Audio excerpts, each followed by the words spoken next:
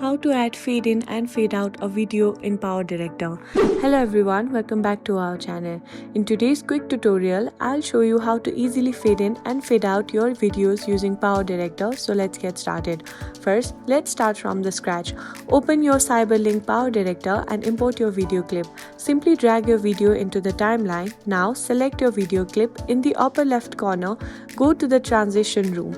Once you're in the transition room, click on the general tab. Here you will find various transition effects. Drag the fade effect onto the beginning of your video clip. To customize the fade duration, simply drag the edge of the fade effect to make it longer or shorter depending on your preference. Now, to add a fade out effect at the end of your video, just repeat the same process. Drag the fade effect to the end of your clip and then adjust the duration as needed. And that's it, you have successfully added fade in and fade out effect to your video in PowerDirector. If you found this tutorial helpful, please give it a thumbs up. Don't forget to subscribe for more tips and tricks. Thanks for watching and I'll see you in the next video.